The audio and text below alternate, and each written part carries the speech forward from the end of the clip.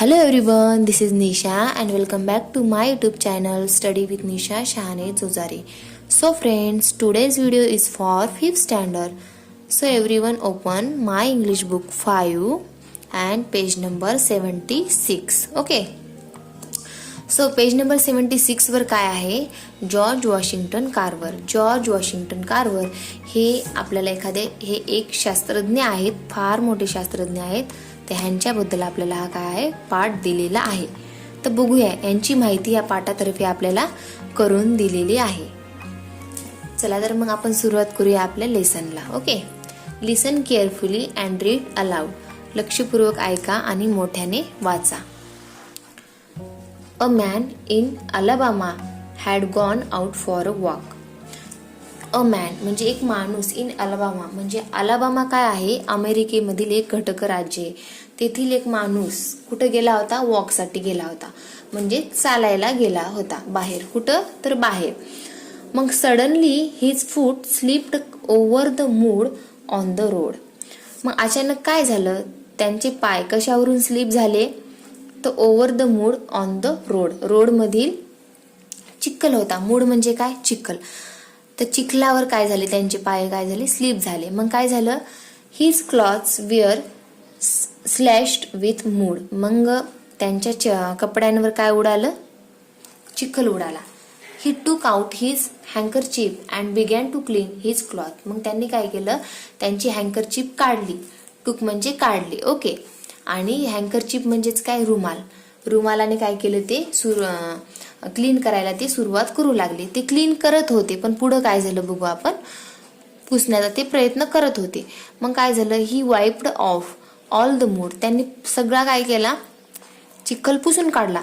But he saw that there were stains on his clothes. पण काय झालं, चिखल पुसून काढला, पण तिथं काय राहिले होते, ते डाग राहिलेच होते. त्यांच्या कपड्यावर त्या चिखलाचे काय राहिले होते, डाग राहिले होते. And what's more the stains were blue.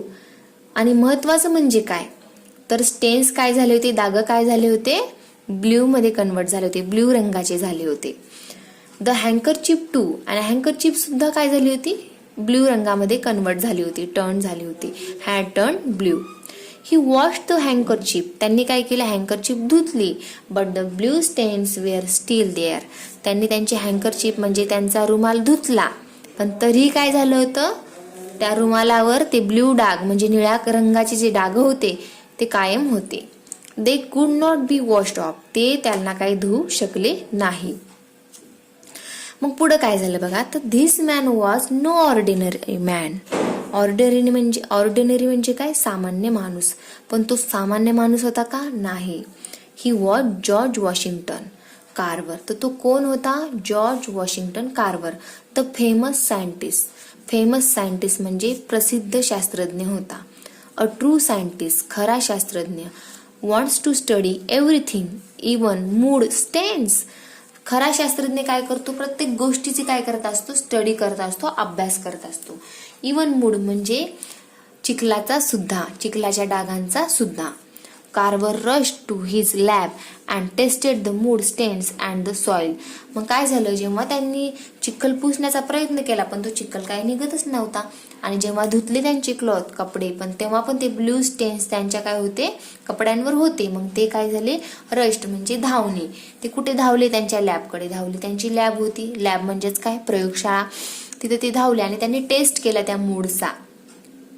Tested the mud stains and the soil. त्यांनी काय केलं, मग मातीचा आणि त्या चिखलाचं काय केलं, प्रयोगशाळेमध्ये टेस्ट करून बघितली. After many test he learn how to make good quality blue paint from the soil. खूप त्यांनी टेस्ट केल्या, प्रयोग करून बघितले. नंतर त्यांनी काय शिकलं ह्याच्यातून, की गुड क्वालिटी म्हणजे चांगल्या क्वालिटीचा आपण ब्ल्यू पेंट, निळ्या रंगाचा पेंट कसा तयार करायचा, मातीपासून आणि चिखलापासून. हे काय केलं त्यांनी, ह्याचा विचार केला. And a church in that town needed paint. त्यांच्या गावामध्ये एक चर्च होतं की जे आता रंगासाठी म्हणजे त्याला कलर त्यांना द्यायचा होता. त्या चर्चला कलर देण्याची आता गरज होती. तर कार्वरनं काय केलं बघा, Carver student painted the church with this lovely blue paint. त्यांनी जो चिखलातून त्या मातीतून ब्ल्यू कलरचा काय तयार केला होता, पेंट तयार केला होता. आपण भिंतीला रंग देतो की नाही, त्या प्रकारचा त्यांनी निळ्या रंगाचा पेंट तयार केला होता. आणि त्यांच्या स्टुडंटनं काय केलं मग, चर्च काय होतं, चर्च आता रंग देण्यासाठीच आलेला होता, म्हणजेच रंग देण्याची वेळ चर्चला आली होती. म्हणून आता त्यांनी काय केलं, सर्वात आधी काय केलं, मग चर्चला कलर देण्याचं ठरवलं. मग त्यांच्या स्टुडंटनं काय केलं, त्या मातीपासून, त्या चिखलापासून त्यांनी काय केलं, आधी ब्ल्यू कलरचा मग तो कलर तयार केला, पेंट तयार केला. आणि मग त्यांच्या स्टुडंटनं काय केलं, त्या चर्चला ब्ल्यू कलरनं पेंट केलं. No one could believe that the paint was made from the soil under their feet.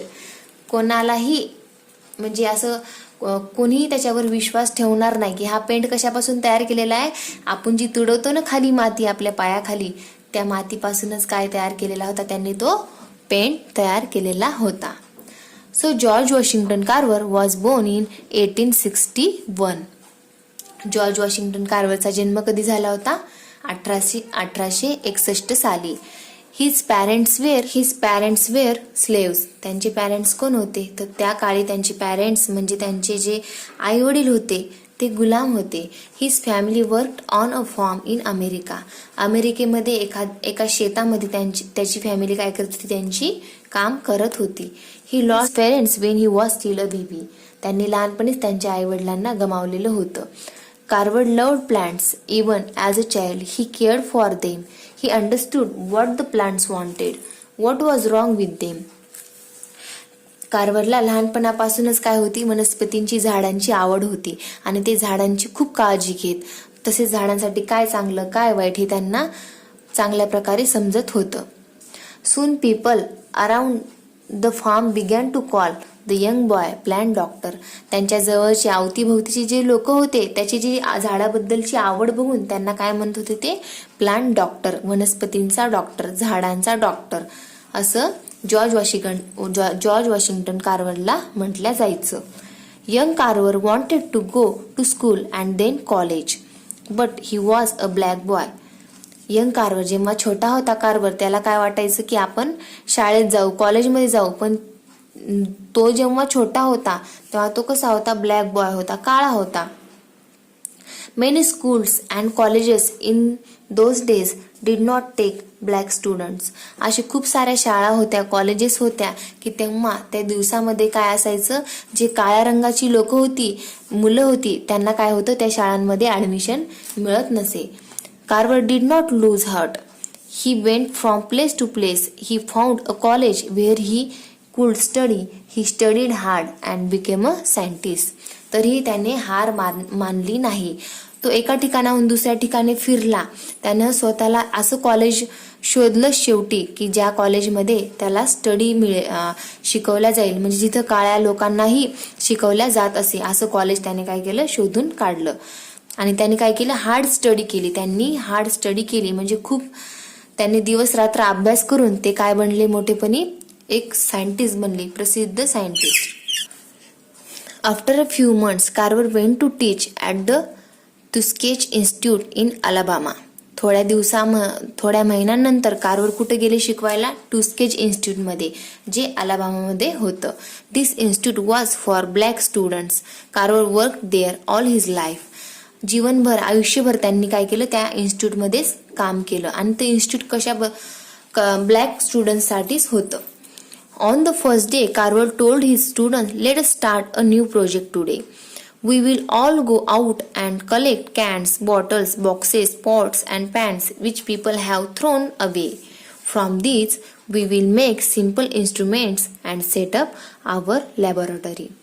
पहिल्या दिवसापासूनच कार्वरनं त्याच्या स्टुडंट्सला बोललेलं होतं की आपण काय करू, न्यू प्रोजेक्ट घेऊया आणि मग काय करू, आपण कॅन्स, जे लोकांनी फेकून दिलेल्या कॅन्स आहेत, बॉटल्स आहेत, बॉक्सेस आहेत, पॉट्स आहेत म्हणजे भांडी आहेत, पॅन्स, तवा वगैरे ह्या सगळ्या गोष्टी ज्या फेकून दिलेल्या आहेत त्याच्यापासून आपण काय तयार करायचं आहे, एक इन्स्ट्रुमेंट म्हणजे उपकरणं तयार करू आपण. आणि त्यांची स्वतःची लॅबोरेटरी, त्यांनी प्रयोगशाळा काय केली, सुरू केली. And soon Carver set up his laboratory. In this laboratory he found new uses for these useless things. मग त्यांनी लवकरच काय केलं, त्यांची लॅबोरेटरी सुरू केली, सेटअप केली. अँड इन दिस लॅबोरेटरी, ह्या लॅबोरेटरीमध्ये आपल्याला काय पाहायला मिळालं होतं, तर new uses for this useless things, ज्या अनुपयोगी गोष्टी होत्या त्यांचा वापर कसा नव्याने करता येईल हे आपल्याला त्या लॅबोरेटरीमध्ये पाहायला मिळत असे. He showed his students that one does not have to spend a lot of money to do great things. म्हणजे मोठ्या मोठ्या गोष्टी करण्यासाठी आपल्याला खूप सारे पैसे हवेच असतात असं काहीही नसतं. आपण छोट्या छोट्या म्हणजे ज्या युजलेस गोष्टी आहेत त्यांच्यापासून पण आपण काय करू शकतो, नवीन उपकरणं तयार करून त्याच्यापासूनही आपण मोठ्या मोठ्या गोष्टी तयार करू शकतो. Carver wanted to help the poor farmers who had small farms in Alabama. कार्वरला काय वाटायचं की आपण अशा गरीब शेतकऱ्यांना काय केली पाहिजे, मदत केली पाहिजे. He showed them how to get good crops. ते त्यांना दाखवायचा की कसं चांगलं पीक तुम्हाला कसं घेता येईल ते. This farmers grew plants like cotton because there was profit in it. तेव्हाचे फार्मर काय करायचे, जास्त करून कापसाचं पीक घ्यायचे कारण त्याच्यामध्ये काय असायचं, जास्त नफा असायचा. But cotton made the soil poor. पण कापसाचं पीक आपण सारखं सारखं घेतलं तर ते काय करायचे, सॉइलला नापीक करण्याचा म्हणजे नापीक होती. आपली जमीन जी आहे ती काय होती, नापीक व्हायला सुरुवात होती. Carver told them to grow crops like peanuts and beans. These crops made the soil rich again. मग काय व्हायचं, मग कार्वरनं काय सांगितलं त्यांना की तुम्ही काय करा, तुम्ही पीनट्स म्हणजे भुईमूग, तसे द्विदल अन्न, पीनट्स म्हणजे भुईमूग आणि बीन्स म्हणजे काय, द्विदल अन्न. तर तुम्ही काय करा, अशा प्रकारचं पीक घ्यायला सुरुवात करा. मग these crops made the soil rich again. मग हे असे जर तुम्ही घ्यायला गेले पिकं तर काय होईल, आपली सॉइल परत काय होईल, चांगली होईल, कसदार होईल. The farmers got very good crops.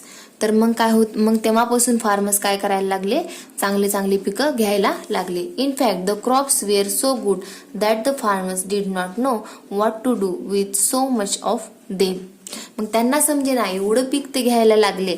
जेव्हापासून त्यांनी पीनट्स किंवा द्विदल अशा प्रकारचे वेगवेगळे जे पिकं ते घ्यायला लागले तेव्हा त्यांच्या जमिनीमध्ये खूप सारं काय होऊ लागलं, पीक येऊ लागलं. त्यांना त्या पिकाचं काय करावं हे त्यांना समजेनं गेलं. Again Carver went to work. He began to look for new uses for this plants. मग त्यानं काय केलं, परत त्याच्यावर काय केलं, वर्क केलं की ह्या पिकांचं काय करायचं म्हणून. कारण त्या पिकाचा काय होऊ लागला, साठा मोठ्या प्रमाणात उपलब्ध होऊ लागला. Can you imagine how many uses he found. तुम्ही इमॅजिन करू शकता का की ह्याचे किती युजेस त्यांनी फाउंड केले म्हणजे शोधले. फ्रॉम पीनट्स, पीनट्सचे म्हणजे भुईमुगाचे. He made sugar. पीनट्स पासून त्यांनी काय म्हणजे कसे प्रयोग करून त्यांनी काय काय बनवलं बघा. तर त्यांनी ही मेड शुगर, त्यांनी साखर बनवली. इंक म्हणजे शाही बनवली पीनट्स पासून, म्हणजेच भुईमुगापासून आपण साखर तयार करू शकतो. इंक म्हणजे शाही तयार करू शकतो. बूट पॉलिश तयार करू शकतो. कलर्स तयार करू शकतो वेगवेगळे. परत सोप म्हणजे साबण तयार करू शकतो. पेपर, टाईल्स म्हणजे फरशा तयार करू शकतो. बटर, प्लास्टिक, मिल्क असे खूप सारे त्यांनी काय केलं, पीनट्स पासून आपण ह्या बऱ्याचशा गोष्टी बनवू शकतो यांचे त्यांनी शोध लावले. As many as 300 things. म्हणजेच किती, 300, कमीत कमी किती, 300 तरी गोष्टी आपण पीनट्स पासून तयार करू शकतो असा शोध काय केला त्यांनी लावला. From sweet potato. Sweet potato म्हणजे काय, रताळे. तर फ्रॉम स्वीट पोटॅटो पासून आपण काय बनवू शकतो. He made as many as 118 things. म्हणजे 118 गोष्टी त्यांनी स्वीट पोटॅटो पासून बनवल्या. Soon these crops were in great demand. मग ह्या क्रॉप्सला काय झालं, ह्या पिकांना काय झाली, मोठी खूप सारी मागणी आली. And the farmers were happy. त्याच्यामुळे शेतकरी काय झाले, आनंदी झाले होते. This great scientist died in 1943. 1943 ला ह्या ग्रेट सायंटिस्टचा काय झाला, मृत्यू झाला. The place where he work is now turn into a museum. ते जिथे काम करत होते तर त्या प्रयोगशाळेला काय झालं, मग आता ती टर्न झाली कशामध्ये, म्युझियममध्ये. म्हणजे एका वस्तू संग्रहालयामध्ये आता ती टर्न झाली. म्हणजे आता जे आपण हे बघायला गेलो त्यांची प्रयोगशाळा समजा अमेरिकेमध्ये, तर ते एक वस्तू संग्रहालय म्हणून ठेवलेलं आहे आपल्याला बघण्यासाठी. ओके, तर हे झाले जॉर्ज वॉशिंग्टन कार्वर. एक सायंटिस्ट होते जे खूप असे ग्रेट सायंटिस्ट होते, प्रसिद्ध सायंटिस्ट होते. तर हा झाला आपला लेसन. आता आपण उद्याच्या व्हिडिओमध्ये ह्याच्यावर जे आलेले क्वेश्चन आहेत ते पाहूयात. तर कसा वाटला आजचा व्हिडिओ नक्की कमेंट करून सांगा. आवडला असेल तर नक्की लाईक करा आणि जर नवीन असाल तर चॅनलला सबस्क्राईब करा. 5वीचे दुसरे व्हिडिओज बघायचे असतील तर 5th स्टँडर्ड नावाची प्लेलिस्ट आहे. माझ्या अकाउंटवर जाऊन 5th स्टँडर्ड नावाची प्लेलिस्ट ओपन करा. तिथे सगळे व्हिडिओज मिळून जातील. आणि जर स्पोकन इंग्लिश शिकायचं असेल तर लर्न इंग्लिश थ्रो मराठी नावाची पण प्लेलिस्ट आहे. तिथे पण जाऊन तुम्ही चेक करू शकता. So thank you very much.